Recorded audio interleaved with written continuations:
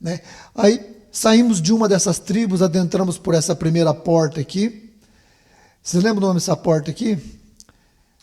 Jesus disse: eu sou o caminho, a verdade e a vida. São 3 portas, né? Primeira porta, o caminho. A segunda porta, essa porta aqui que adentra o lugar santo. E depois a segunda porta, que é esse véu aqui que entra no lugar santo dos santos.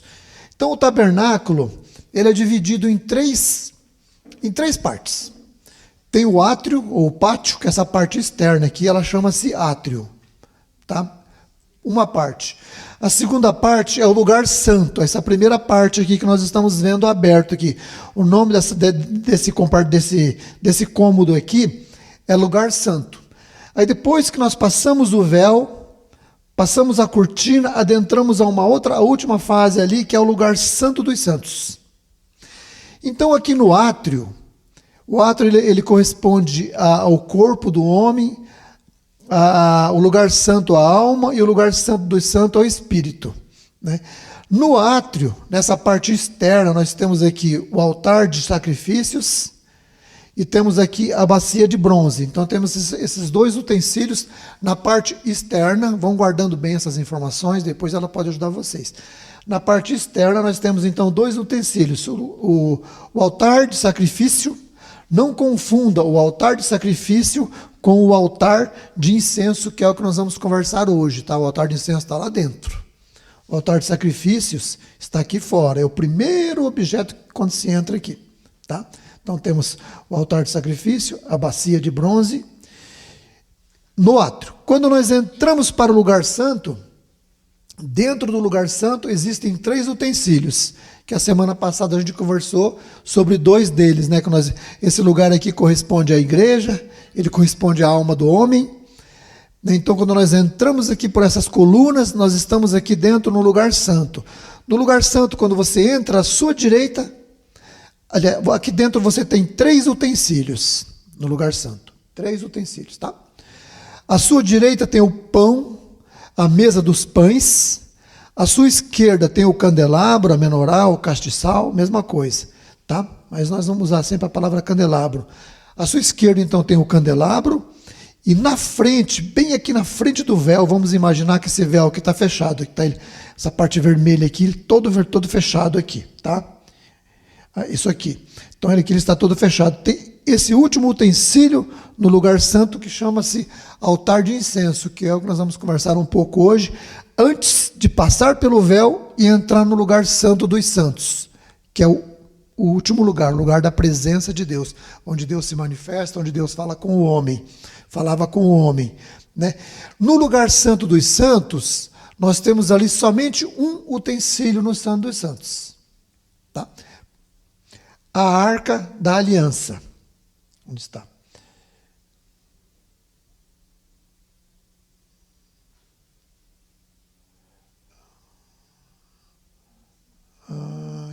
Aqui. Então, ok. Aqui dentro nós temos a arca da aliança. A arca do concerto. Essa arca aqui, ela tem uma tampa. Essa tampa chama-se propiciatório, que tem 2 querubins, todo feito em ouro, que eles estão tocando a ponta das asas. Eles tocam a ponta das asas. Dentro da arca existem 3 objetos. Daqui a pouco nós vamos falar sobre esse objeto também, tá? Então lá dentro tem o maná, a vara de Arão, tem o maná, tem a vara de Arão e tem as tábuas da lei, o decálogo, né? Os 10 mandamentos. Então lá dentro da arca tem 3 objetos: o maná, a vara de Arão e as tábuas da lei. Ok? Tranquilo isso? Todo mundo susse, como diz? Ok, queridos? Então, sabe, é bem tranquilo aqui com relação a gente guardar bem o nome desses objetos aqui e tal.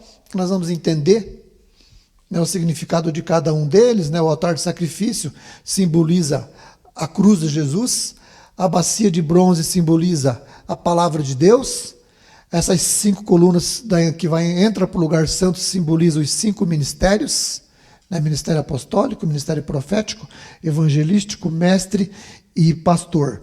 Então, cada uma dessa coluna aqui significa um dos ministérios que Jesus atuou na terra e onde a igreja hoje é edificada, como nós lemos lá em Efésios. Ok? Então, nós entramos para o lugar santo, encontramos a mesa dos pães, que fala da união, que fala da satisfação, que fala do corpo do Senhor Jesus, que fala da proteção do povo de Deus. Na frente temos a menorá, o candelabro, né, que fala da luz do Espírito Santo, a presença do Espírito Santo iluminando a igreja, cuidando da igreja, trazendo luz, direção para a igreja. E depois o altar de incenso ali, que é o objeto que nós vamos conversar um pouco sobre ele hoje. Para variar, eu não vou acompanhar muito a apostila, porém, por favor, leiam a apostila em casa, estudem versículo por versículo. Tudo aquilo que a gente fala aqui, a maioria está lá e um pouco mais ainda. É por isso que a gente sugere que vocês sempre estejam de olho lá, estudando cada lição ali.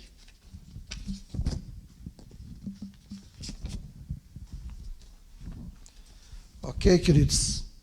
Então vamos considerar agora aqui o último utensílio. Entramos no lugar santo, né? Deparamos com todos esses utensílios aqui, entendemos um pouco a verdade de cada um deles. Porque o tabernáculo todo, quando você estuda o tabernáculo, quem é que você encontra aqui? Nos detalhes. Quando nós estudamos o tabernáculo, nós encontramos a pessoa de Jesus. Encontramos todas as setas indicando para o Filho do Deus vivo. Então, quando nós estudamos o tabernáculo, nós encontramos Jesus no tabernáculo. Tá? Altar de incenso. Vamos abrir nossa Bíblia em Êxodo, no capítulo 30.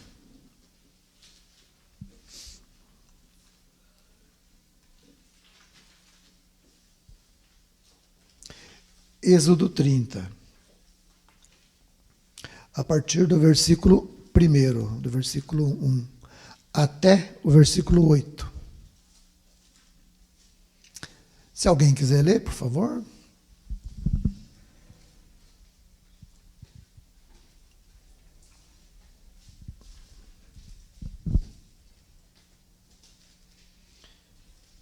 Então eu vou ler aqui no microfone, aí nós acompanhamos aí, tá?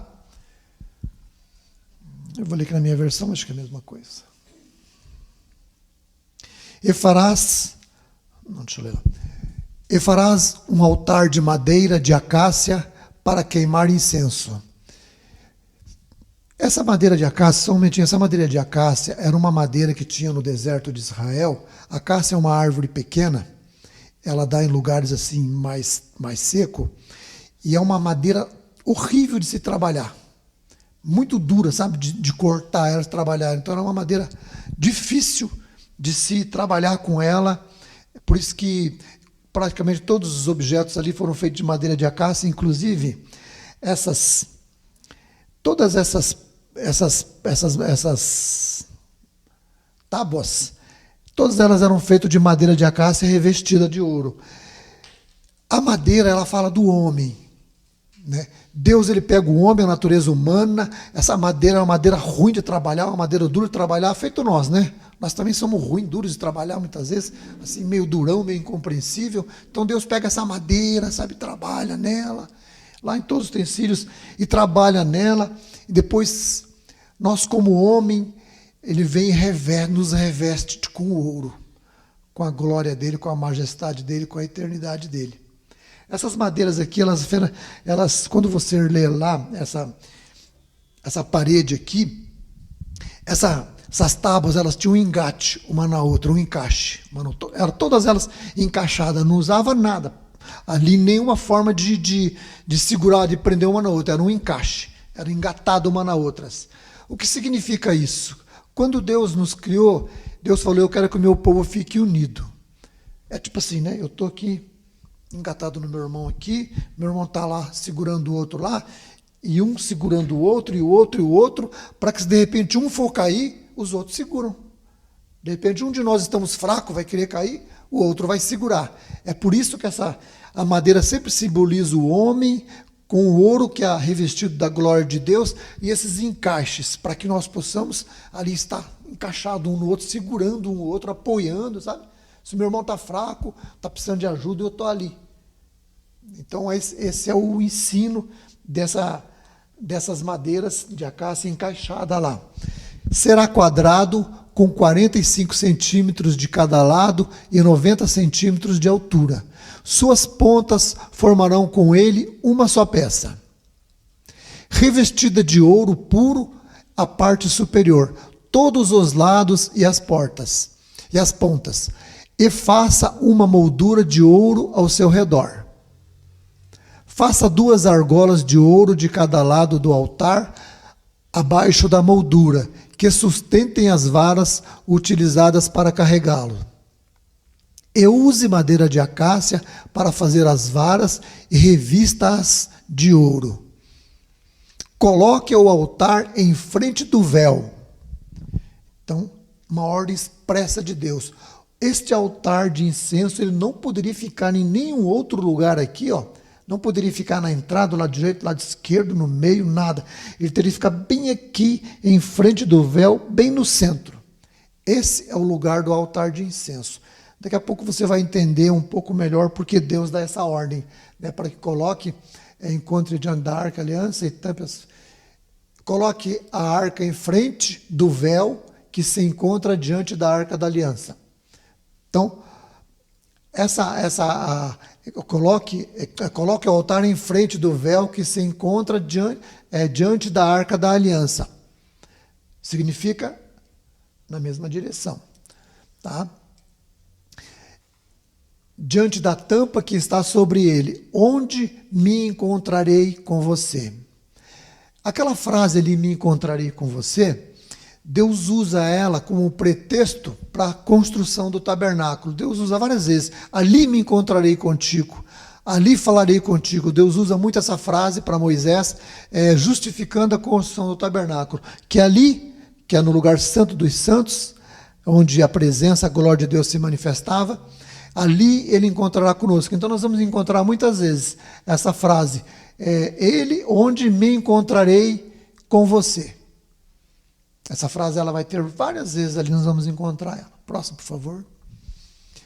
Arão queimará incenso aromático sobre o altar todas as manhãs, quando vier cuidar das lâmpadas. Então, o sacerdote entra ali para cuidar das lâmpadas, e ele também mantém aqui aceso o incenso, sempre queimando, ele sempre subindo aquele aroma do incenso. Também, quando acendê-las ao entardecer, será queimado incenso continuamente perante o Senhor pelas suas gerações. Até o 8, tá bom. Obrigado. Ok, queridos? Então, o altar de incenso, todo revestido de ouro, aqui não se podia oferecer sacrifício, mas de forma alguma. O propósito desse altar é bem diferente do propósito desse altar aqui. Tá? Eles têm ligação, mas a função desse altar aqui é sacrifício. A função desse altar aqui, o altar de incenso, jamais poderia oferecer sacrifício ali. Primeiro porque não teria espaço, né? Ele é um altar pequeno onde poderia só apenas queimar incenso nele. Tá? Então, esse altar jamais poderia se oferecer sacrifício, né? O sacrifício é oferecido lá no altar de sacrifícios, que fica lá no pátio, na parte externa. Aqui só poderia queimar incenso aromático. É a única coisa que poderia fazer aqui era queimar o incenso aromático. Né? O incenso aromático, ele exalava uma fumaça e subia como um cheiro agradável. Daqui a pouco nós vamos falar um pouquinho sobre a composição desse incenso. Esse incenso ele não poderia ser usado para nada. Deus deixou uma fórmula para esse incenso apenas para ser queimado nesse altar de incenso. Não poderia ser usado de outra forma, em outro lugar, para poder qualquer outro tipo de propósito, mas de forma nenhuma. Deus deixou claro que essa fórmula que Deus deixou para para confeccionar esse incenso poderia apenas ser queimada aqui nesse altar de incenso, que subia como um cheiro agradável. A Bíblia diz que sobe até as alturas, chega até a face de Deus, e Deus inspira, e Deus inala aquele perfume agradável, e Deus diz: que cheiro gostoso, que cheiro agradável, meu povo está adorando, meu povo está orando. Então, o símbolo do incenso, do cheiro do incenso que subia até Deus, ele fala sobre o quê? Vamos ver isso na Bíblia. Salmos 141, 2, por favor. Salmos 141, 2.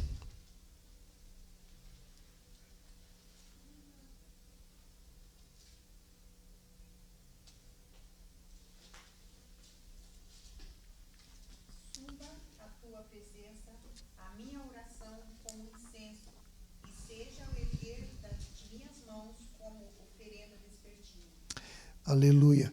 Veja o que esse versículo diz sobre o altar de incenso. Olha o que significa o incenso para Deus. Suba a minha oração perante a tua face, como incenso, e as minhas mãos levantadas sejam como sacrifício da tarde. A irmã leu ali que o incenso, ele corresponde, ele é o simbolismo das nossas orações, das nossas adorações. Isso significa, querido, que a sua adoração, que a sua oração, ela sobe como um cheiro agradável diante da face do Criador. Ela sobe como um aroma agradável, né?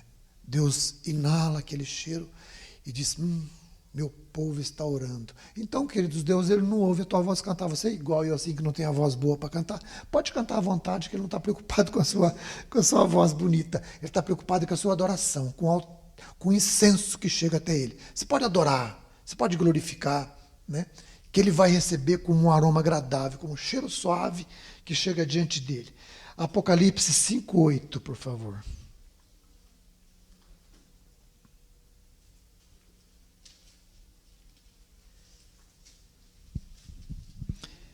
Alguém quer ler?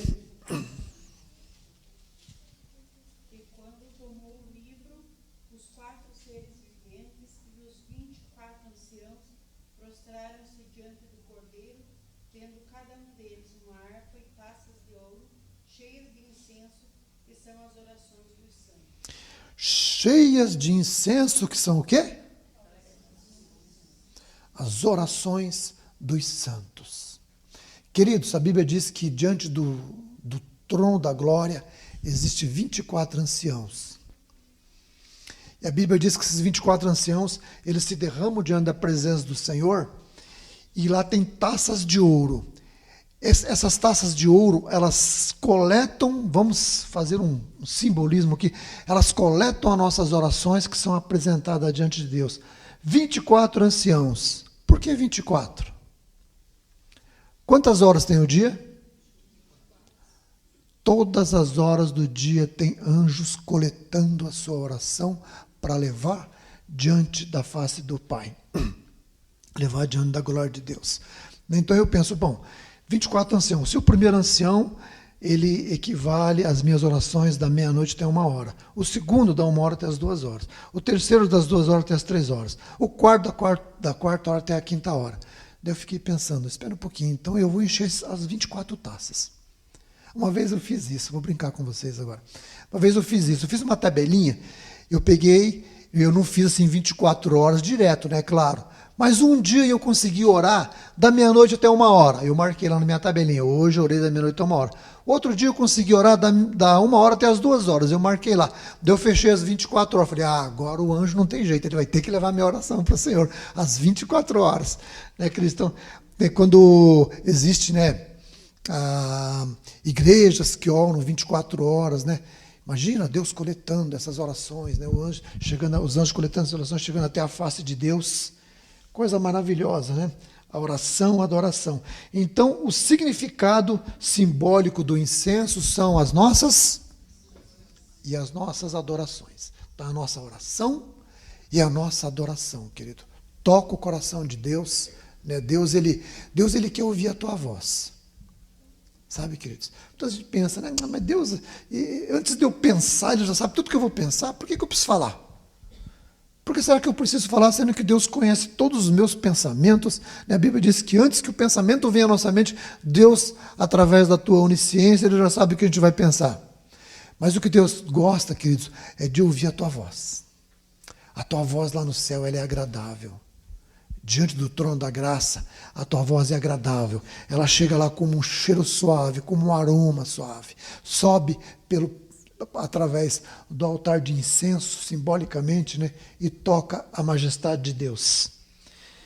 A nossa adoração, então, queridos, as nossas orações sobem até a Deus, mas ela é oferecida através do altar de incenso. Esse altar de incenso aqui é a pessoa do Senhor Jesus. É como se Jesus estivesse apresentando a Deus a nossa adoração.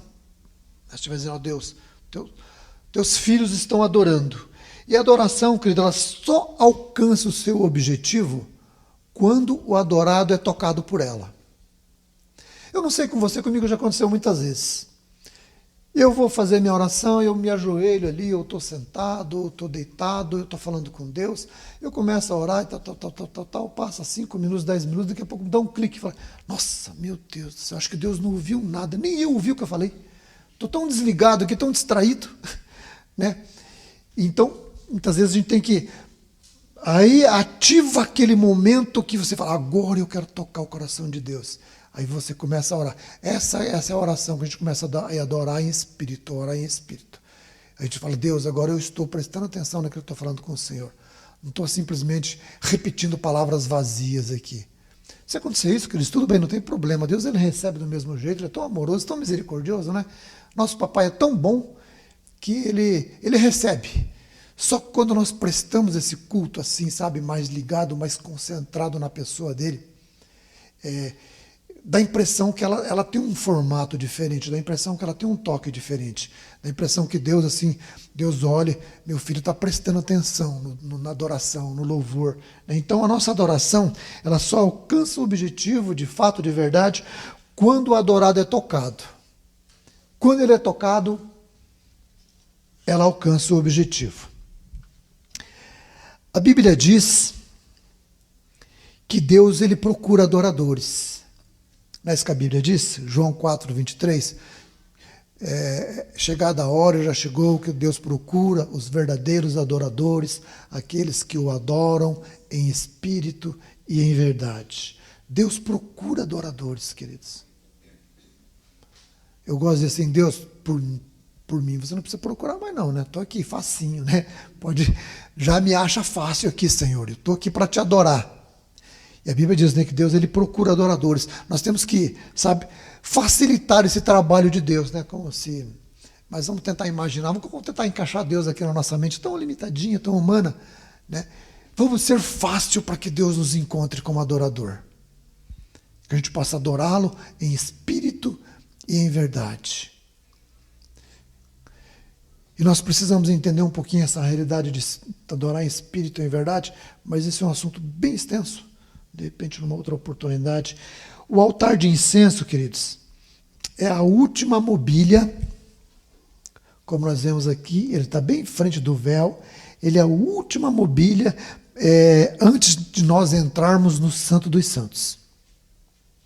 Nós encontramos o altar de incenso ali, né? É como se fosse um ponto de transição da alma, porque esse lugar santo ele fala da alma do homem, né? O Senhor tratando a alma do homem, enriquecendo a alma do homem, trazendo muitas informações, trazendo crescimento, trazendo emoções grandiosas em Deus. Então aqui, por isso que fala da igreja.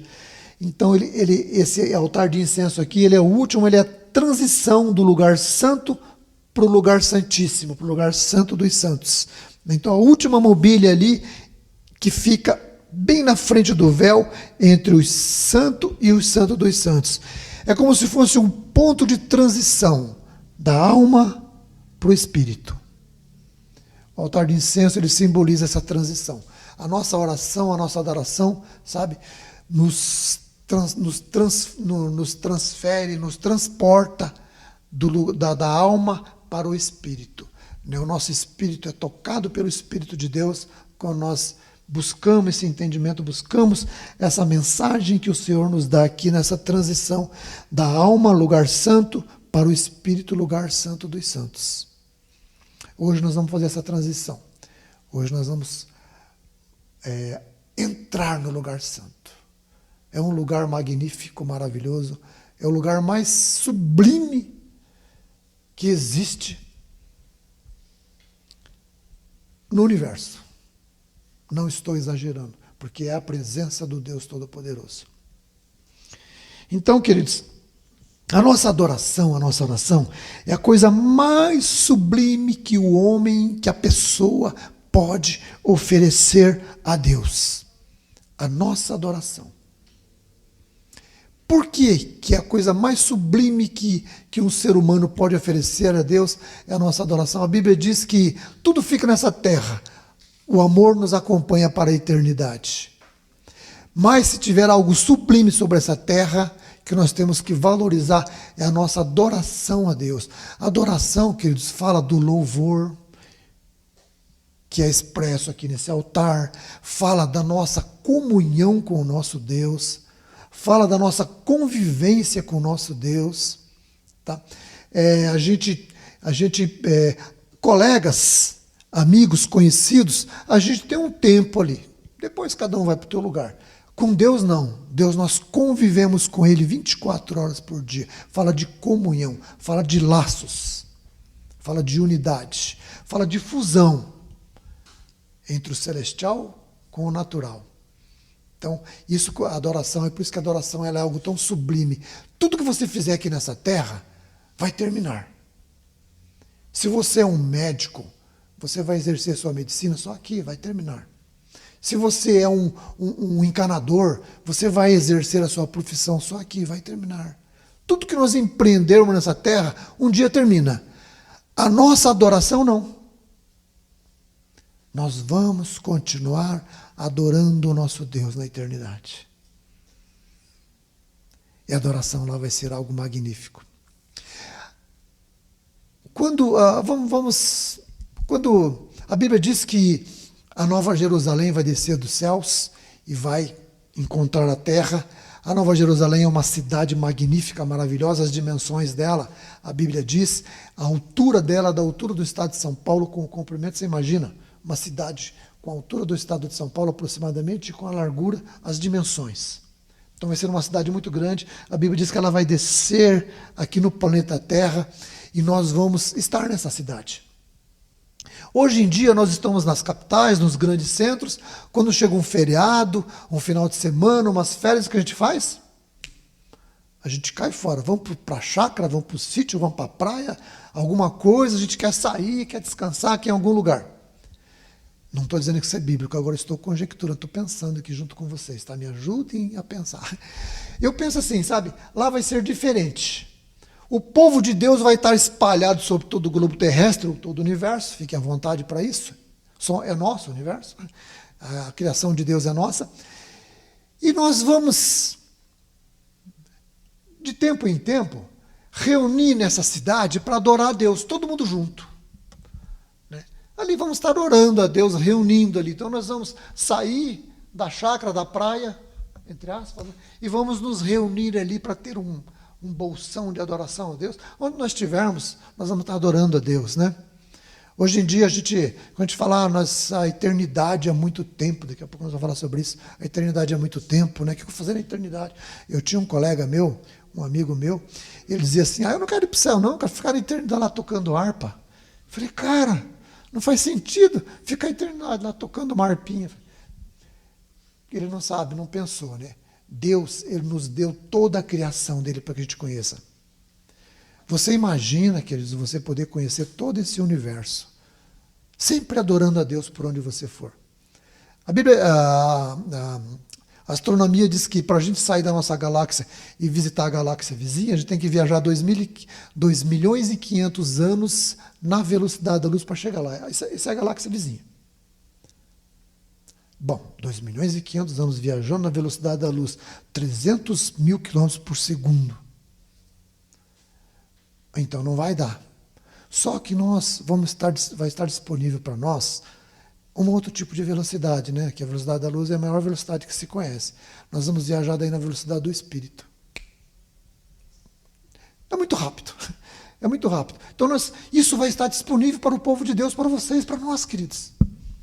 Essa grandeza de Deus, para que nós possamos adorar e ver a criação dele, glorificar ele, sabe? Adorar e queimar incenso. Queimar muito incenso, né? Na eternidade, queimando incenso, adorando esse Deus, sabendo que só existe paz, existe alegria, existe grandeza naquele lugar. Então, a nossa adoração é a coisa mais sublime que nós podemos oferecer a Deus. Por quê? Porque ela não acaba. Ela não acaba nunca. Quando Deus diz para o homem adorá-lo, não é porque Deus precisa da nossa adoração. Sabe, queridos, a Bíblia, por muitos e muitos versículos, Deus pede para que o povo dele o adore, para que o povo dele tenha comunhão com ele, tenha relacionamento com ele. Será que Deus precisa da nossa adoração? Eu, quando era criança, eu assisti um filme científico que me deixou assim, bastante intrigado por um tempo. Em mente de criança, né? Tinha um ser extraterrestre que ele crescia o poder dele, ele dominava mais quando as pessoas adoravam ele. Então ele obrigava as pessoas a adorar ele, aquele ser, porque através da adoração daquele povo ele recebia mais poder. Quanto mais o povo adorava, mais poder ele tinha. E eu pensava assim, então é assim, acho que Deus é assim então, né? Deus, ele precisa que a gente adore ele para que ele seja mais poderoso. Você veja a mente, né, infantil da gente, começa a pensar umas coisas, a gente vai crescendo um pouco mais e vai entendendo um pouco mais, né? Por quê, queridos? Deus, ele não precisa mais absolutamente nada, nem um segundinho da tua adoração, Deus não precisa. Nada.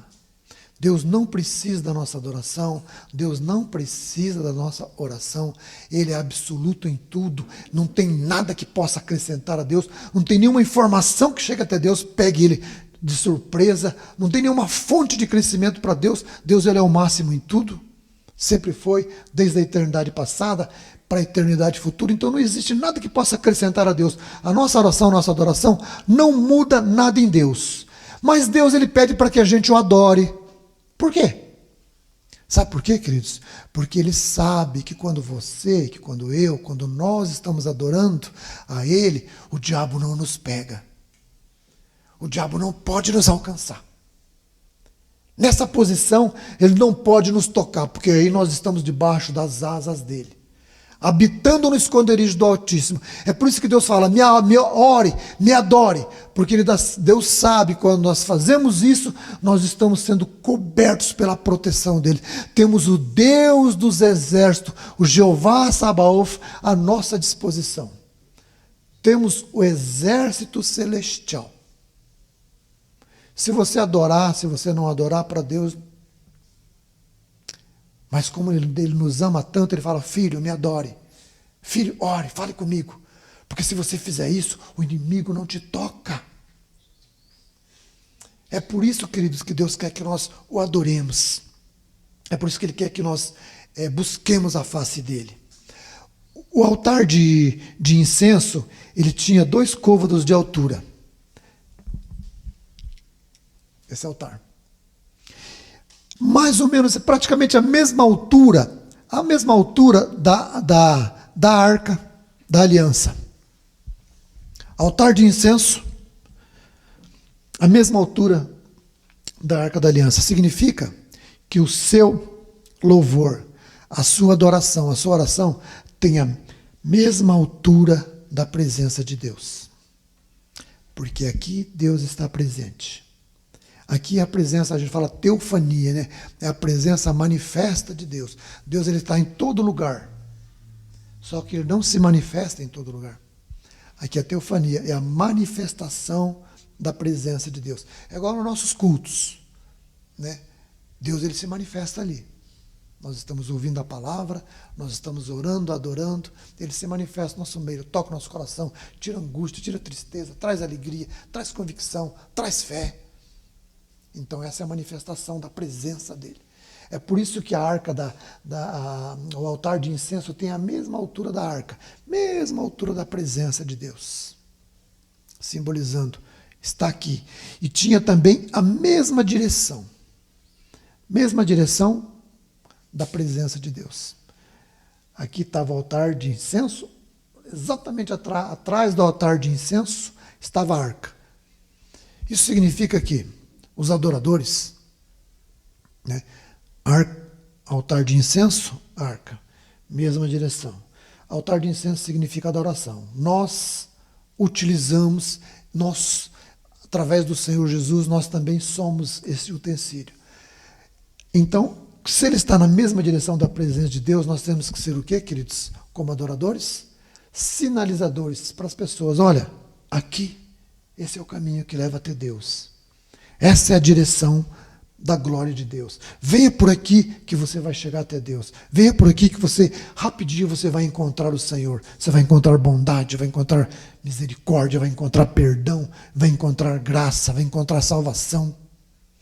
É por isso que nós somos, né, como adoradores, nós temos que sinalizar o caminho. Sinalizar. Trazer refrigério, né, trazer paz. Hoje de manhã, tem um discípulo meu, ele me ligou de manhã: pastor, eu nem dormi de noite, estava muito preocupado.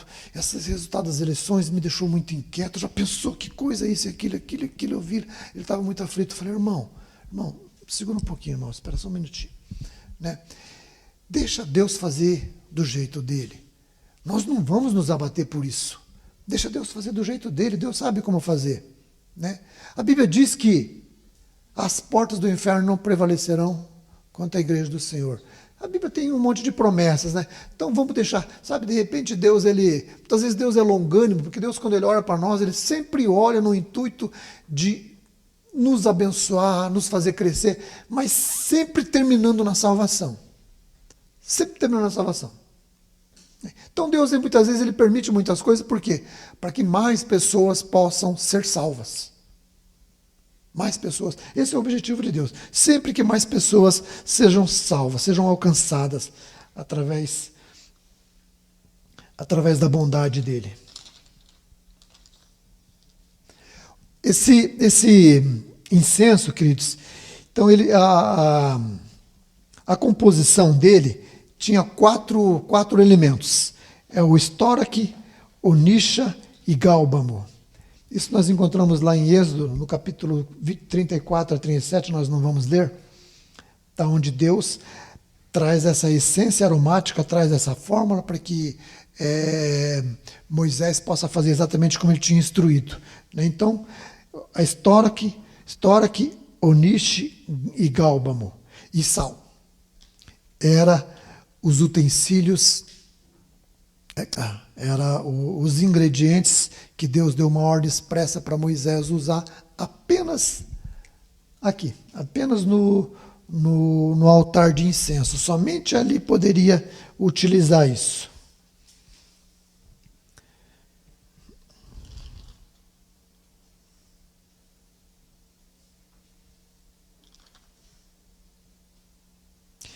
Queridos, a Bíblia diz, lá em Salmos, no capítulo 22, no versículo 3, eu quero ler com vocês esse versículo, por favor.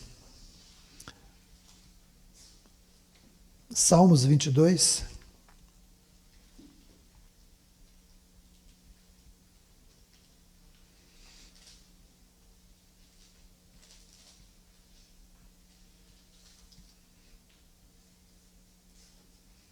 Versículo 3.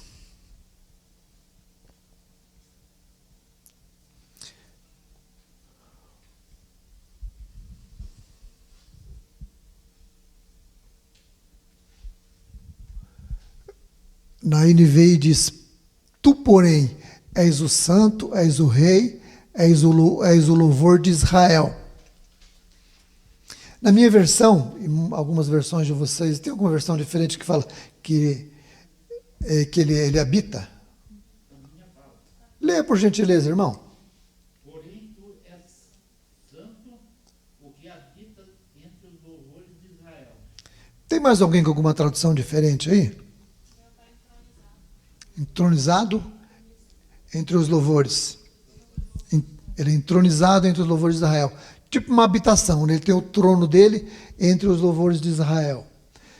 Tem várias versões que traz, a NVI traz essa versão e eu vi lá também, porém, sempre nos dá essa ideia dele ter um trono no meio dos louvores, ou ele habita no meio dos louvores. Então, o que significa isso? Na minha versão traz assim, porém tu és santo, tu que habita entre os louvores de Israel. Quando a gente lê Israel na Bíblia, nós sabemos que nós podemos já trocar por... Ou você troca pelo teu nome, ou você troca pela tua igreja, ou como você achar melhor. Essa palavra Israel sempre está falando do povo de Deus. É como quando você encontra Sião, está falando da igreja. E quando você encontra Israel, toda vez que você encontrar Israel lá, se você quiser colocar o teu nome no lugar, vai dar certinho, não tem problema. Porque Israel é o povo de Deus, somos nós. Então, porém tu és o santo que habitas entre os louvores de Israel, entre o nosso louvor. Queridos, pensa bem. Esse versículo ele fala para nós que Deus habita.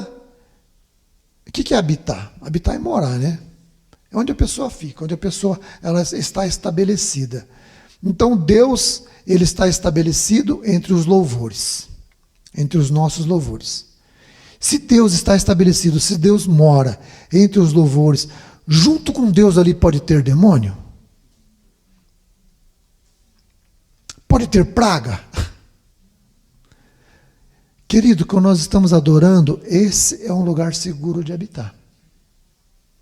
Deus habita no meio dos louvores. Se Deus habita ali não pode ter doença. Não pode ter demônios. Os demônios não vão adorar com a gente. Então, se Deus habita no meio dos louvores, eu vou procurar ser um adorador. Eu vou procurar adorar a Deus. A nossa adoração, né, ela tem um poder magnífico de alcançar o coração de Deus. A nossa adoração, ela toca o coração de Deus de uma forma diferenciada, porque, como nós já comentamos, né, que Deus ele procura os adoradores. A adoração, queridos, ela sensibiliza o coração de Deus. A gente pode imaginar que, quando nós estamos adorando, Deus ele se levanta do trono dele. Né, Jesus uma vez se levantou do trono dele quando eles estavam apedrejando Estevão. Quando estavam apedrejando Estevão, a Bíblia diz que Jesus se levanta para receber Estevão. Quando nós estamos adorando, querido, nosso Pai Celestial se levanta para receber a nossa adoração, o nosso louvor. Amém? Vamos ter um intervalinho e daqui a pouco a gente já volta. Queridos, então vamos. Todo mundo preparado para entrar no lugar santo dos santos?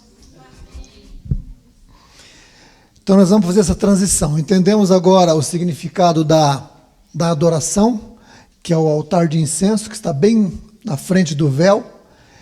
Vamos passar para o lugar santo dos santos. Já nós vamos ler aqui sobre a arca, né? As dimensões da arca da aliança. Mas quando você entra aqui, antes de você entrar no lugar santo, tem algo entre o altar de incenso e a arca da aliança. O que tem ali entre? O véu. Temos o véu. Né? Fica bem aqui, esse véu aqui. Ó. Então ele fecha toda essa parte aqui. Né? Ele fecha totalmente aqui, fica totalmente invisível ao outro lado. Aqui dentro, do lugar santo para o lugar santo dos santos, só entra o sumo sacerdote uma vez por ano. E antes dele entrar, existe todo um ritual aqui em volta um ritual não, toda uma adoração. O povo entra em jejum, em oração, em adoração, porque o sumo sacerdote ele vai entrar aqui para fazer expiação do pecado de todo o povo. Ver se Deus vai receber ou não o sacerdote lá fazendo expiação, né, sendo propício, que é o nome da tampa da arca, essa tampa aqui, ó, sendo propício, Deus ser propício a todo o povo. Então, o sumo sacerdote entrava apenas uma vez por ano lá.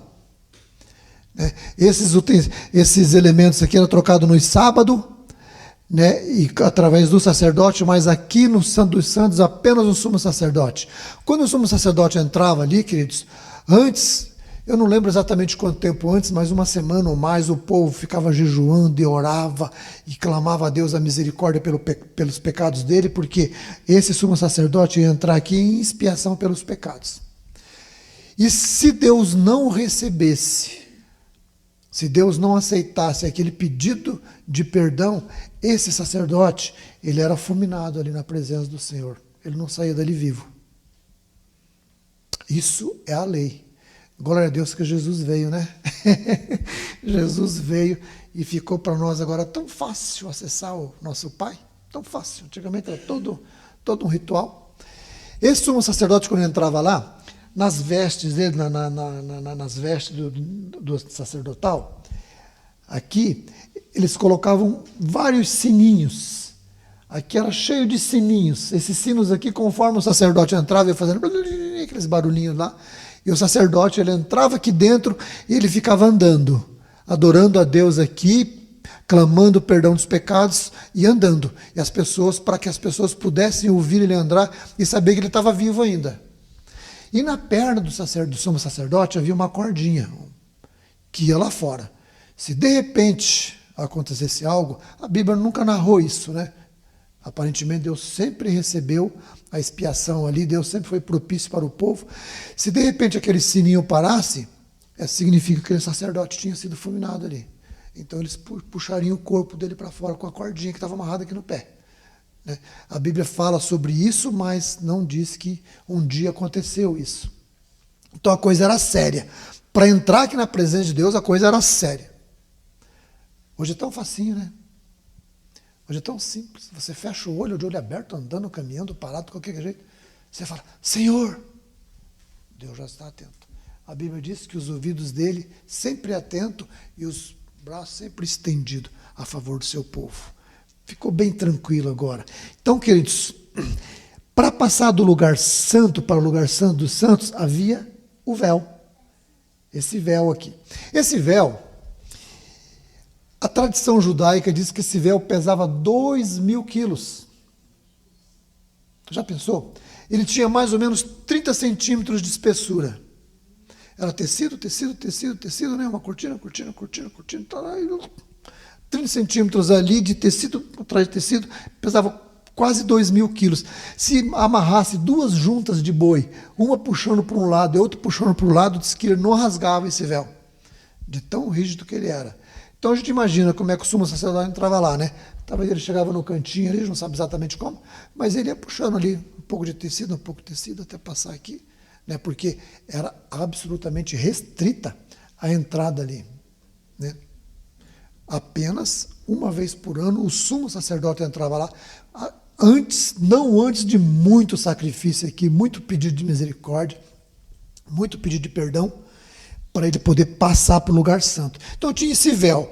Esse véu aí, queridos, ele representa a terceira porta. Primeira porta, caminho. Segunda porta, verdade. Terceira porta, vida. Deus, vida. Então, primeira porta, caminho. Segunda porta, verdade. Terceira porta, a vida. Passava aqui, né? Vida. Deus é assim, né? Deus, ele é o dono da vida. Deus, ele faz vida onde ele quiser, né? A ciência estuda aí tanto os planetas próximos e tantas coisas aí, tantos elementos, para ver se encontra algum vestígio de vida. Até hoje ninguém achou nada ainda, né? Então não tem vida lá. Deus não deixou vida próxima, eu acho. Justamente para não confundir isso. Mas Deus, ele dá ordem, pipoca a vida de tudo que é jeito, conforme Deus quer, né? Se você pegar um pouquinho de terra e colocar na mão ali, só naquele montinho de terra existem vários tipos de vidas ali, né, de vidas microscópicas, né? Então, Deus, ele resolveu colocar abundantemente a vida sobre o nosso planeta. Então, queridos, pode. Aonde que a arca, a gente vê que até de Davi valorizava a arca, assim como Salomão depois construiu o templo, então, aonde a arca se perdeu, que depois disso não se vê mais falar tanto na arca? Isso aí ninguém sabe. Só existem especulações, né? Alguns dizem, alguns estudiosos, alguns rabinos dizem que ela foi recolhida. E eu acho que realmente isso aconteceu, igual o corpo de Moisés, né? Para que senão, você imagina se o corpo de Moisés ou essa arca tivesse hoje. haveria fila para venerar esse negócio lá, ia ser uma coisa louca, né? Então acho que Deus fez isso para não haver adoração, porque acho que o povo esquecia até de Deus e adorar aquilo lá. Entende? Então, acho que eu creio nisso, né? Eu acho, tem, né, existe outras. Foi Salomão, né, que a gente não sabia mais a arca. Aham. A arca, eu acho que ela foi resgatada, foi arrebatada. Eu acredito que ela deve estar no santuário celestial, né? Porque existe, como nós lemos lá na primeira aula, existe um tabernáculo celestial, né? Onde Jesus ele é o sumo sacerdote desse tabernáculo. Nós falamos sobre isso na primeira aula, né? No nosso primeiro encontro. Então eu acredito que seja isso, né? Então, terceiro véu, vida. Passou para cá, né? Queridos, esse véu ele representa o corpo de Jesus, que foi rasgado no madeiro, que foi moído, né? Assim como o véu foi rasgado, né?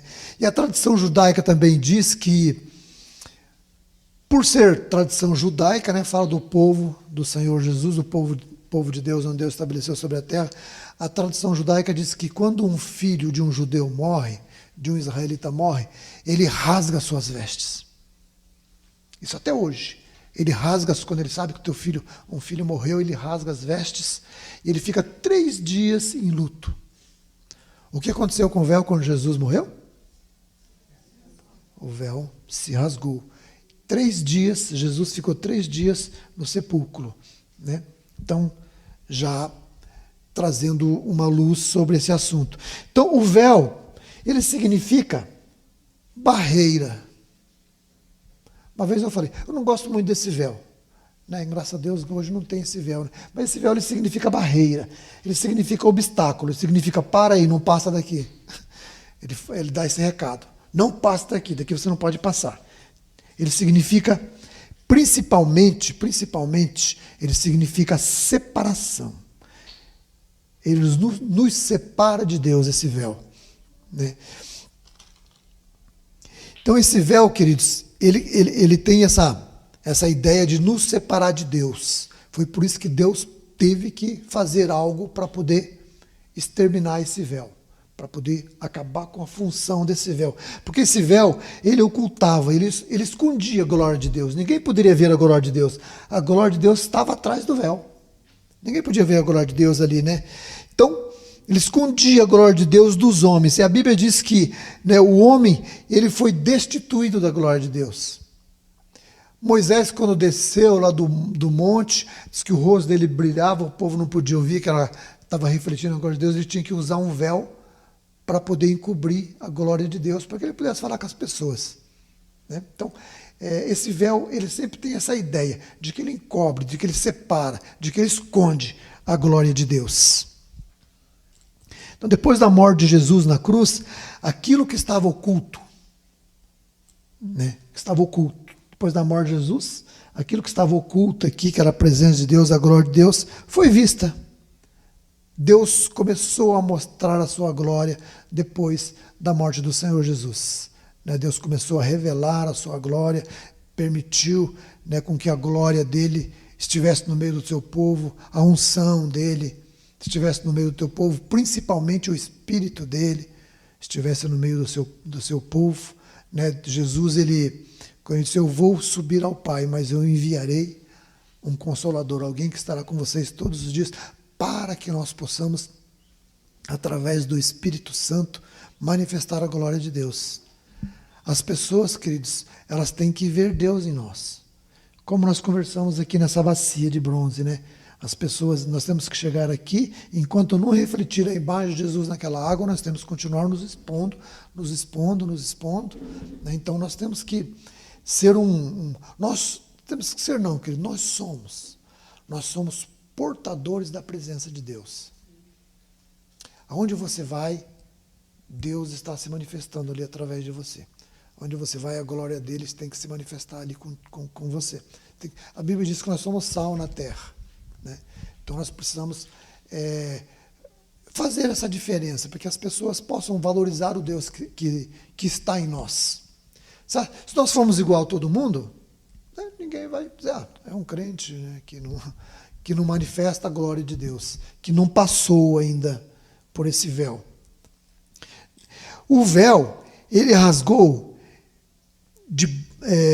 o véu ele não rasgou de baixo para cima, ou seja, do pecador para o santo, mas ele rasgou de cima para baixo, do santo para o pecador. Essa é a ação divina. Vocês assistiram aquele filme lá de Cristo, o filme do Mel Gibson, quando o véu é rasgado? Que cena impressionante, né? Dá aquele tremor ali, e aquele véu rasga e a terra se fende ali, dá aquele terremoto, os sacerdotes ficam todos desesperados ali.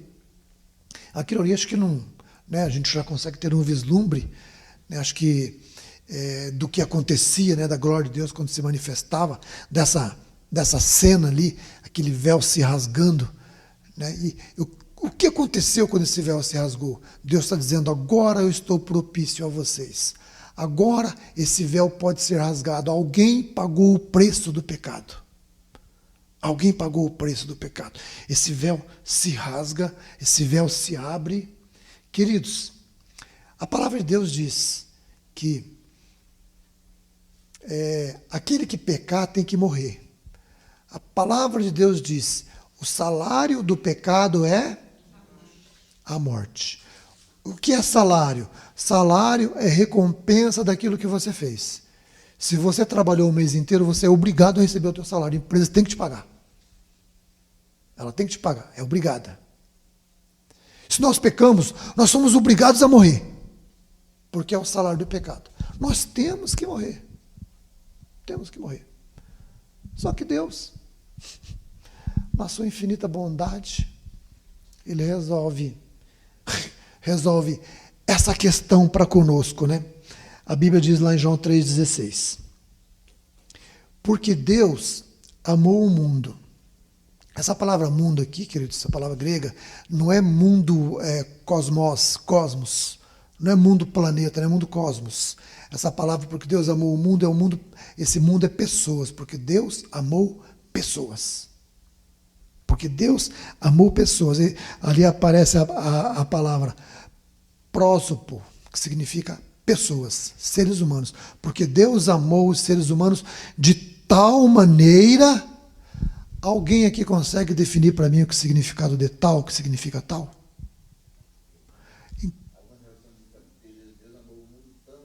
Tanto. Esse tal, esse tanto aí, não dá para definir em todos os idiomas, em todas as traduções. Uma vez eu li sobre isso, fiz uma pequena pesquisa. Para nós foi transliterado lá do grego para nós, porque Deus amou o mundo de tal maneira. De tal maneira. Que maneira que é? É o máximo possível.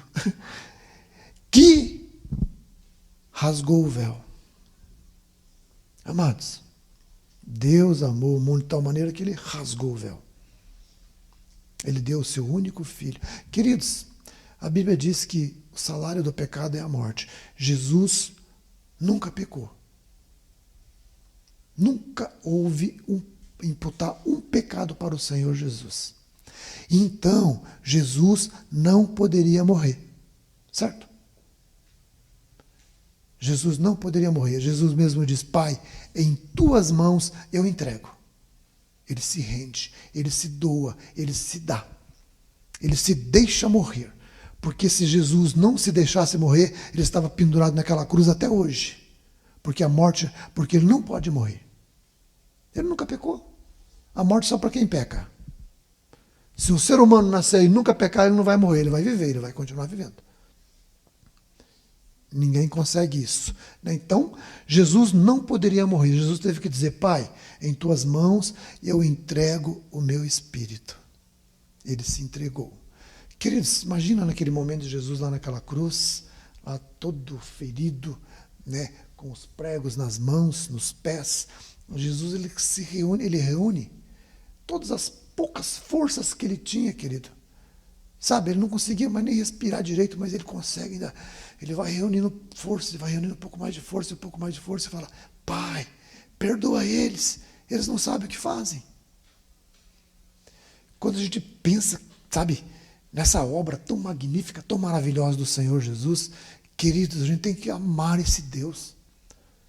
A gente tem que amar Jesus assim de uma forma, sabe, uma forma, sei lá, uma forma tal.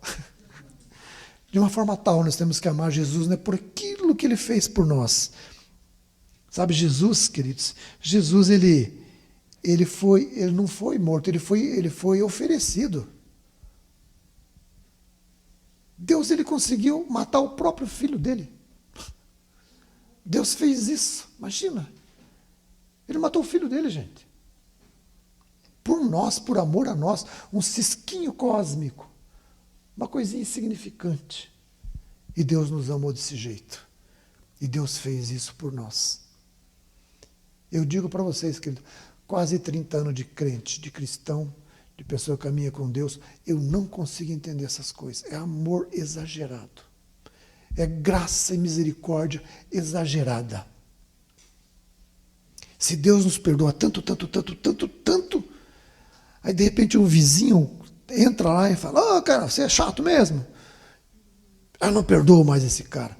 Deus nos perdoou tanto, a gente não vai perdoar uma pessoa que nos chamou de chato. O que é chato? Não é nada. E muitas vezes a gente fica isso no coração, né?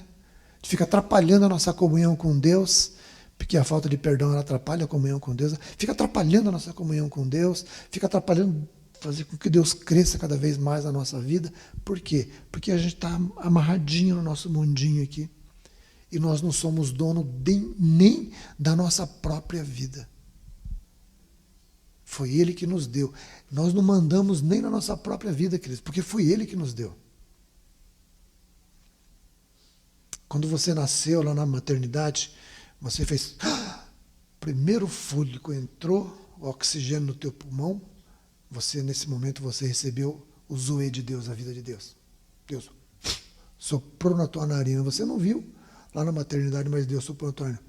Viva, filhinho! Viva, filhinha! Passe a existência. Queridos, sabe o que aconteceu naquele momento? Deus ele não nos deu uma nova vida. Deus ele compartilhou a própria vida dele conosco. Porque ele soprou o fôlego dele no nosso nariz, encheu o nosso pulmão pela primeira vez, nós começamos a respirar. O que ele fez? O fôlego dele, a própria vida dele, Deus deu para você, colocou no teu interior. Você acha isso pouco? Meu Pai, é algo tremendo, maravilhoso. Então, o Senhor, Ele rasgou o véu, para que nós pudéssemos entrar aqui no Santo dos Santos.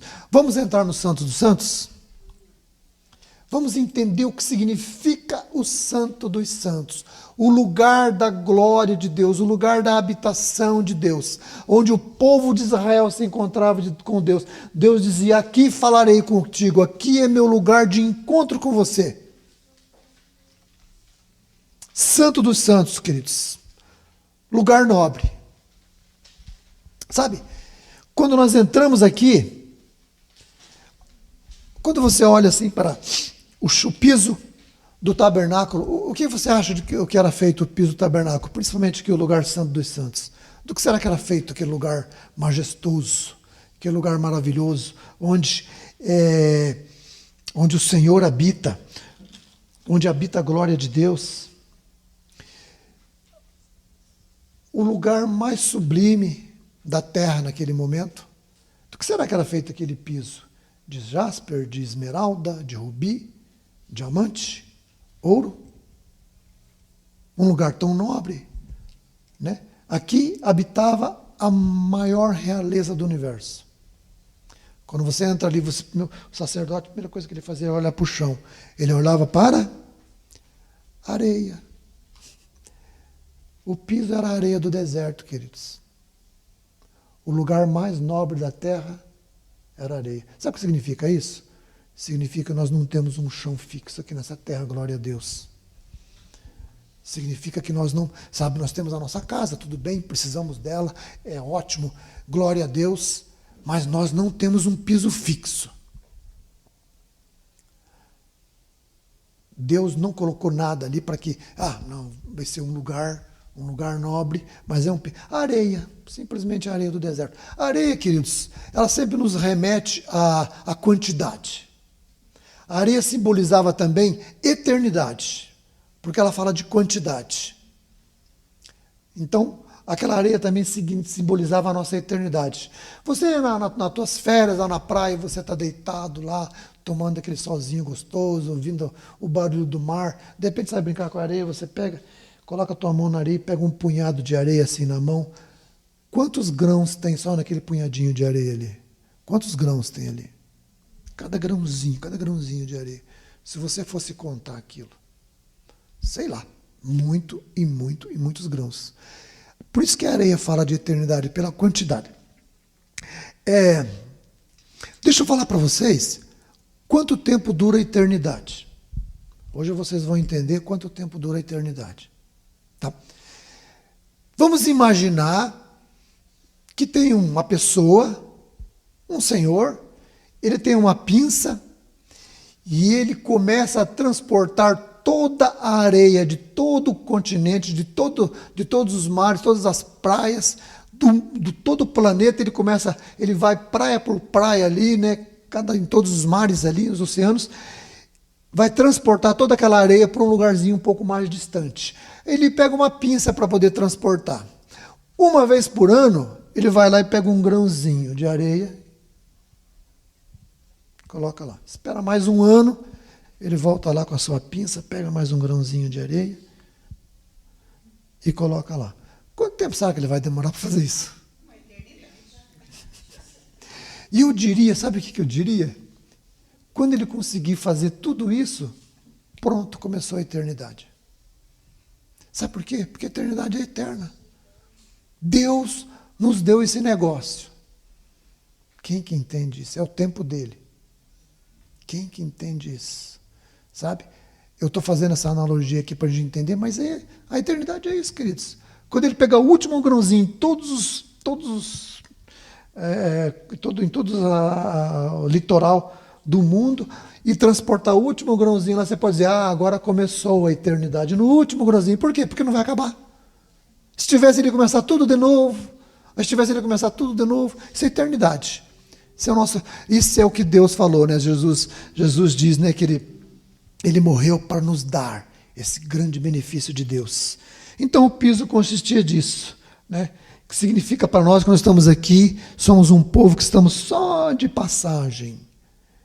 Estamos só passando por aqui, ok? A Arca da Aliança.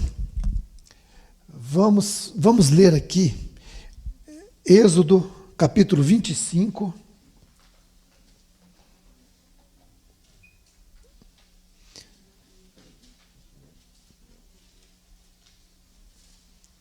Êxodo capítulo 25, do versículo 10 até o 16.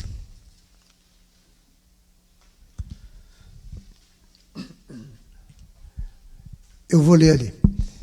Faça uma arca de madeira de acácia com 1,10 m de comprimento, 70 centímetros de largura e 70 centímetros de altura. Revista-a de ouro puro por dentro e por fora, e faça uma moldura de ouro ao seu redor. Mande fundir 4 argolas de ouro para ela e prenda-as em seus 4 pés, com 2 argolas de um lado e 2 do outro. Depois faça varas de madeira de acácia, revista-as de ouro, e coloque-as nas argolas laterais da arca para que possa ser carregada.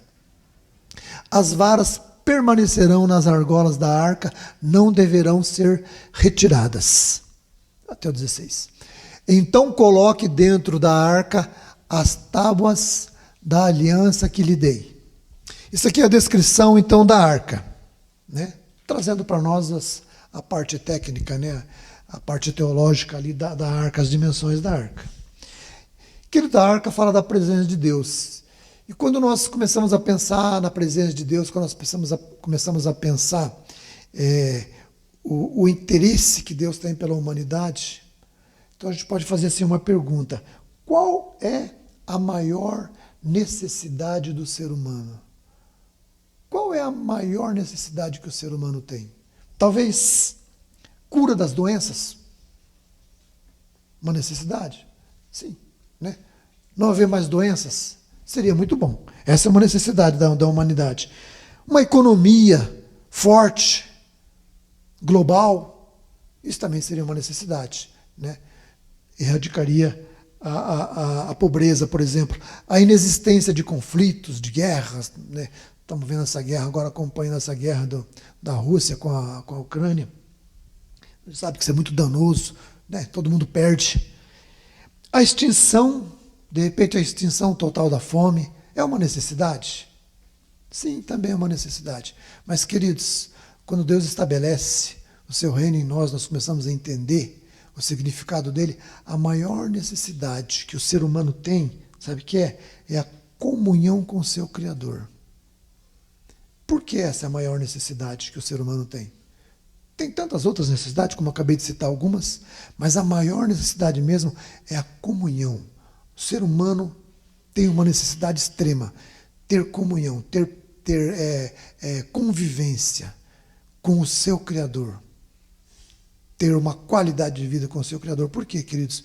Porque quando nós colocamos Deus em primeiro lugar na nossa vida, quando Deus está ocupando o primeiro lugar que é devido a Ele, né? O primeiro lugar da nossa vida, só cabe Deus lá. Se a gente tirar Deus lá e colocar outro valor lá, nós estamos negando a Ele o lugar que Ele tem por direito. Então, se nós tiramos Deus daqui, primeiro lugar, colocamos aqui no quinto lugar, por exemplo, ele vai ter dificuldade de tocar os outros quatro lugares que está aqui, porque está abaixo. Então, a maior necessidade do ser humano, queridos, é a comunhão com o seu Criador. Deus cria esse espaço aqui, porque Ele está aqui para falar com o povo, para ter comunhão com o povo. O lugar santo dos santos é o lugar, hoje é o nosso lugar onde nós estivermos tendo comunhão com o nosso Criador. Reconhecendo quem Ele é, demonstrando o nosso amor para com Ele, porque Deus ele é assim, queridos, de Gênesis a Apocalipse. Deus ele mostra o amor dele, acho que eu até já falei isso para vocês. Deus ele mostra o amor dele como? Abençoando, livrando o povo da guerra, trazendo fartura para o povo, tirando a doença do meio do povo. É assim que Deus demonstrava o amor dele para com o povo, enquanto havia o tempo onde Deus Pai atuou sobre a terra, né? Esse tempo de Deus Pai, depois vem o tempo de Deus Filho, e nós estamos vivendo no tempo de Deus Espírito Santo. Ok, queridos? Então, Deus ele cria, o homem é criado para que nós possamos entender isso. A nossa necessidade é ter comunhão com Ele. Eu quero rapidamente ler com vocês aqui também o conteúdo da arca, que ele está mais específico agora, lá em Hebreus, no capítulo 9. Vamos lá. Hebreus, capítulo 9, versículo 4.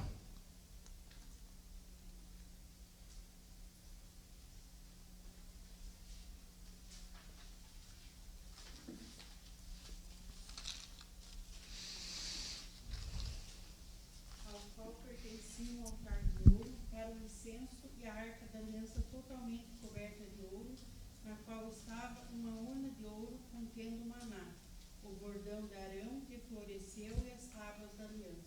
Ok. Então esse versículo, como a irmã acabou de ler, ele fala sobre os três objetos que estavam ali dentro, né? A tábua da lei, o maná e a vara de Arão. A tábua da lei, somente Jesus ele pôde afirmar: dentro do meu coração está a tua lei. Salmos 48. O maná é uma espécie de santo dos santos, né? É um tipo de céu. Dizendo que o maná é para que nós possamos lembrar sempre a satisfação que o Senhor Jesus nos traz, a alegria que o Senhor Jesus nos dá, né? E a vara de Arão, né? Mesmo seca, a Bíblia diz que mesmo seca, a vara de Arão, que era feita de uma árvorezinha de amêndoa, é uma árvore, ela não fica muito alta, então ela tem as suas varas assim, e sai bastante folhas ali. Mas ela estava seca quando foi colocada, ela floresceu ali dentro, né? Era a primeira árvore que florescia na primavera. Dizendo que Jesus é vida, né? Jesus, ele é o dono da vida. Mesmo numa vara seca, ali teve vida. Ok, queridos? Então, Jesus disse, João 11, 25, eu sou a ressurreição e a vida. Quem crer em mim, ainda que esteja morto, viverá. Eu gosto de ler muito esse versículo aqui, eu sempre leio esse versículo aqui quando eu sou convidado para poder ministrar uma palavra em funeral. Esse é um versículo que você lê ele, aí depois você pode deixar uma mensagem para os vivos, né? Eu sou a ressurreição e a vida, Jesus dizendo, quem crê em mim, ainda que esteja morto, viverá. Aí eu falo, gente, né, o fulano aqui está morto, se fosse uma pessoa que morreu em Cristo, podia falar mais coisas, mas vocês não estão mortos, vocês estão vivos. Aí a gente aproveita, né, já para deixar uma mensagem ali. Então Jesus diz que ele é a ressurreição e a vida. Então, queridos, o lugar santo dos santos é um lugar especial. É um lugar que não foi feito para médicos, né, nem para carpinteiros. Ele foi feito não foi feito para eletricistas, para mecânicos, para advogados. Exclusivamente não. Ele foi feito para adoradores. Esse lugar foi feito para ter comunhão com Deus, relacionamento com Deus. Então, todos os pintores, todos os médicos, todos os advogados são tudo muito bem-vindos. Muito bem-vindo ali, por quê? Porque esse é o lugar de adoradores. É o lugar onde nós adoramos o Santo dos Santos, é o lugar da presença do Pai. Então, seja qual for a nossa ocupação aqui nessa terra, seja o que for que nós fizermos aqui nessa terra, nós nunca podemos esquecer, sempre temos que lembrar de que nós nascemos, né, para ser adorador. Essa é a nossa função. Nós temos que fazer muito bem aquilo que nós fazemos. Né? Se você é um médico, se você é um profissional liberal, se você, seja lá qual a profissão que você tenha, faça ela muito bem feita, faça com qualidade, com esmero. Mas nunca esqueça de que a essência da sua existência é ser um adorador. Isso nós nunca podemos esquecer. Né? Tudo aquilo que nós fizermos além da adoração são ocupações temporárias. Elas vão passar, como eu já citei. Mas a adoração, ela vai continuar. Ela sempre vai continuar. Então, queridos, enquanto nós fazemos as nossas ocupações terrenas e passageiras, nós nunca podemos esquecer de praticar aquilo que será a nossa eterna ocupação. Santo dos Santos. O Santo dos Santos, queridos, esse lugar, ele funciona como o colo do Pai. É um lugar de abrigo, é um lugar seguro de habitar. Uma criancinha, quando está no colo do pai, no colo dos pais, ela se sente muito segura ali. Ali ela está bem, é o lugar mais seguro para ela, quando ela está próximo, bem juntinho do pai. Lá em Lucas, no capítulo 10, no versículo 21, Jesus se revela dizendo, né, que vinde a mim os pequeninos, nós temos que nos tornar como uma criança para ficar no colo do pai. Temos que habitar neste lugar. Né? E em Mateus, no capítulo 18, né, no versículo 1 e 2, vamos ler esse, por favor. Mateus 18, 1 e 2.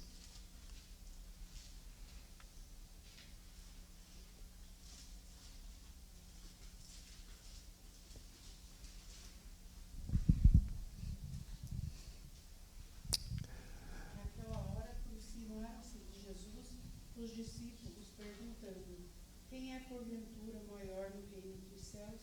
E Jesus, chamando uma criança, colocou-a no meio deles. Leia o 3 também, por favor, irmã. E disse: em verdade vos digo, se não vos converterdes e não vos tornardes como crianças, de modo algum entrareis no reino dos céus. Olha o que esse versículo diz, né? Os discípulos estavam dizendo, questionando ali no versículo 1, quem será o maior no reino dos céus? E Jesus diz, você tem que ser simples, como uma criança. Para que nós possamos, porque uma criança, ela está no colo do pai, está na proteção do pai. Né? Então, o Santo dos Santos, queridos, é estar na presença do pai, fazer tudo com simplicidade, como uma criança, descomplicar as coisas. Nós, como adoradores, nós precisamos ter essa função de descomplicar as coisas, ser como uma criança, estar dia a dia com Deus, né? habitando ali nesse lugar seguro de descanso, que é os braços do Pai.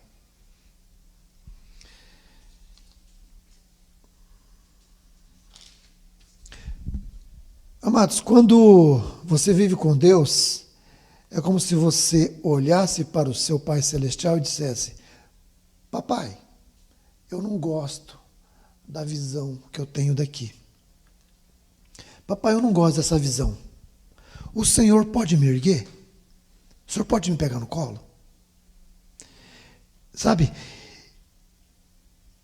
Aí nós temos que dizer: Pai, eu quero ver aí desse lugar mais alto, do ponto de vista que o Senhor vê, porque quando nós estamos no colo do Pai, nós estamos no mesmo ponto de vista do Pai.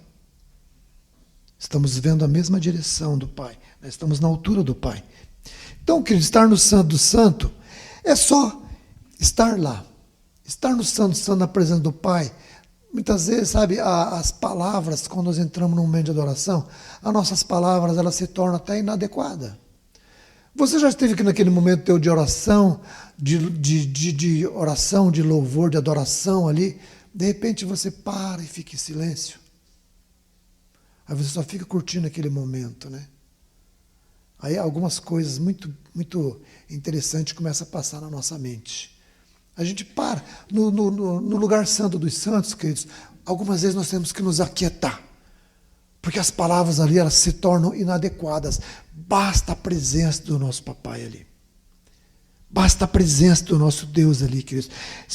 É ser como uma criança, né? Por exemplo, uma criança entra com o pai dela num elevador lotado. Um elevador pequeno, mas cheio de gente ali, muita gente, aquela criancinha ali, 6, 7 aninhos ali, entra ali com o papai, e a criancinha está ali, de repente aquelas cotoveladas e bolsas, e joelhada naquela criança ali, aquela criança fica toda ali, olhando para o papai e fala: papai, você pode me pegar no colo? Claro, filhinha. Aí pega, leva a filhinha no colo. O filhinho no colo, pega o filhinho no colo, o filhinho olha dali: uau, aqui tá bom, hein? Acabou-se as joelhadas, cotoveladas, aqui está seguro.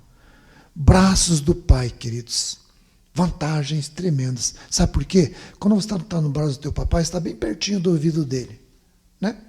Você pega uma criancinha no colo, não fica bem pertinho, ela não fica bem pertinho do teu ouvido? Ela pode murmurar, pode resmungar alguma coisinha, você ouve. Então, nos braços do Pai, querido, você fala com ele, ele imediatamente te ouve.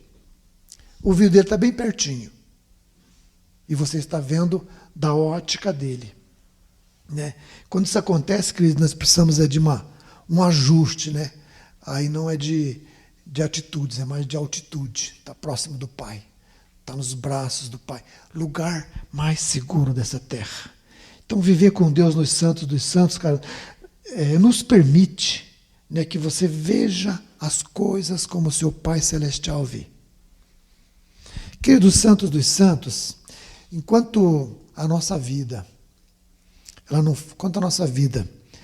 não for a vida de Deus, enquanto nossos alvos não foram o alvo de Deus, nossos sonhos não foram os sonhos de Deus, né, os nossos objetivos não foram os objetivos de Deus, nós precisamos voltar a este lugar.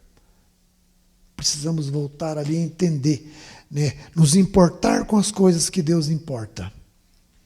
Eu me lembro, anos atrás, lá quando eu comecei a visitar hospitais, cadeias, casas de recuperação, então eu tinha que sair do meu trabalho. Eu ainda não estava totalmente no ministério. E eu falava para Deus: Deus, cuida das minhas coisas que eu vou cuidar dos seus. Cuida dos meus que eu vou cuidar dos seus.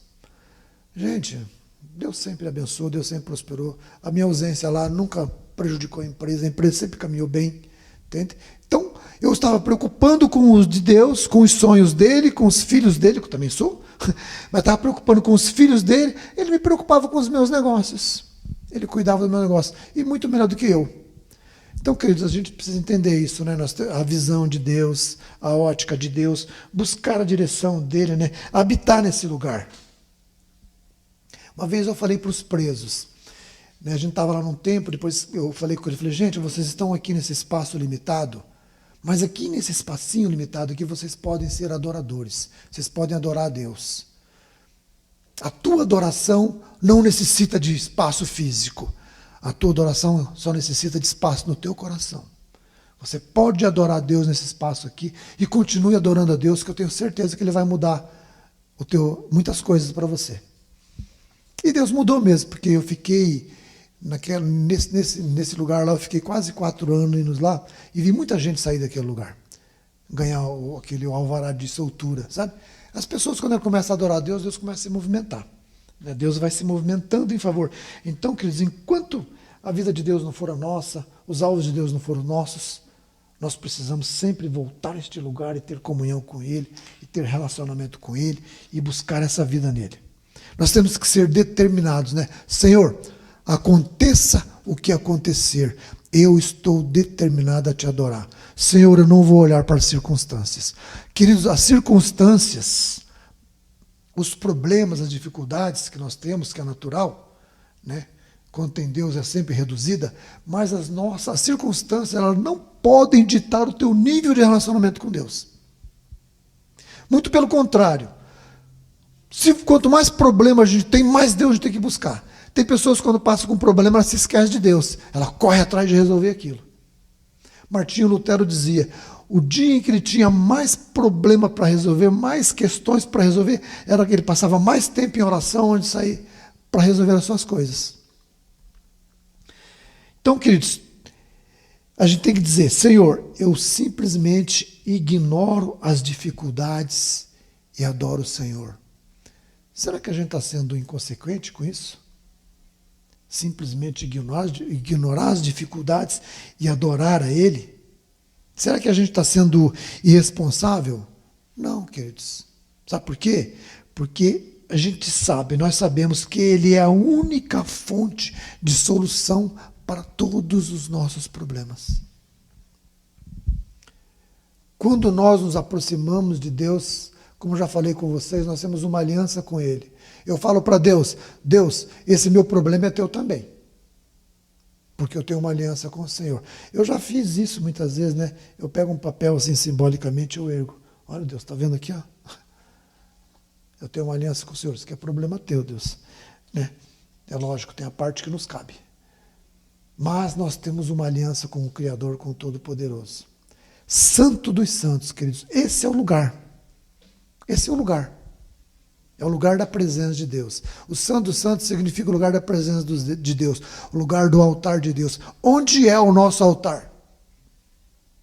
Na tua casa, na cozinha, no quarto, na sala, lá no quintal, cortando a grama, lavando a louça, na fila do banco, na fila do ônibus, dirigindo. Esse é todos os lugares que você pode fazer um altar. Quando Paulo diz que nós temos que orar sem cessar, já vou terminar para ter tempo de vocês fazerem a prova. Quando Paulo diz que nós temos que orar sem cessar, sabe o que significa isso, querido? Nós temos que estar a um passo da oração. Um passo. Qualquer coisinha, já estou orando, já estou adorando. Qualquer motivo, já estou orando, já estou adorando. Nós temos que estar sempre a um passo da oração. Aproveitar as oportunidades. Quando você abre o teu micro-ondas lá, coloca a tua xícara de leite para esquentar, você fecha lá, 40 segundos. Você fica lá naquele digital lá do micro-ondas. 39, 38, 37. Ou você aproveita esses 40 segundos para adorar a Deus. Que tal? São mais 40 segundos. Algumas vezes a gente fica contando ali, né? Contagem regressiva até esquentar o nosso café, o nosso leite. Mas são 40 segundos que você pode, já um passo, orar sem cessar. Nós não podemos fazer isso, mas temos que estar sempre atento. Né? Qual é o momento que eu posso falar com meu Pai? Qual é o momento que eu posso atrair mais a atenção dele para a minha vida? Amém, queridos? Vocês vão ter uma provinha agora, tranquilinho, dá para tirar 10, todo mundo. Feche seus olhos um momentinho. Senhor Deus, Pai Santo, te louvamos, engrandecemos o Teu santo nome. Deus, obrigado por esse momento que tivemos aqui. Obrigado, Deus, por tudo aquilo que o Senhor pôde acrescentar em nosso coração. Mais uma vez, a minha oração, Deus amado, que os Teus filhos que estão aqui, eu quero agora liberar uma palavra profética sobre a vida de cada um deles, ó Deus Santo, para que o Senhor seja o verdadeiro amigo de cada um dos teus filhos que estão aqui, Deus, para que eles não vivam um dia sequer, Senhor nosso Deus, longe da tua presença. Que o Senhor seja o tudo para a vida de cada um deles, ó Deus amado, porque a tua palavra diz que a tua vontade para nós ela é sempre perfeita, ela é sempre agradável, e algo perfeito e agradável que vem do coração de um Deus todo-poderoso. Imagina, Pai Santo, o que pode ser para nós. É isso que eu profetizo sobre a vida de cada um desses meus irmãos que estão aqui, Senhor. Que eles experimentem essa vontade perfeita e agradável do Senhor. Que eles possam, ó Deus, tocar o coração do Senhor. Que eles possam, ó Deus, tocar, Senhor nosso Deus, a majestade do Senhor. Adentrar esse sublime trono da glória, Senhor, e poder falar contigo e te adorar e sentir a tua presença. Pai Santo, eu oro para que eles possam experimentar todos os dias da sua vida, esses meus irmãos, Pai querido, a glória do Senhor, a graça do Senhor, o amor, a proteção do Senhor, a prosperidade do Senhor, a saúde do Senhor, ó Deus, alcance a vida de cada um deles, Pai, que eles saibam que existe um Pai Celestial que os ama profundamente, Senhor. Obrigado, mais uma vez. Nós te agradecemos e te louvamos, ó Deus. Muito obrigado por esse momento que tivemos aqui, Deus. Recebe como um aroma suave, como um cheiro agradável que chega diante da tua face, ó Deus Santo. Em nome do teu Filho Santo nós oramos e declaramos isso. Amém, queridos? Deus abençoe.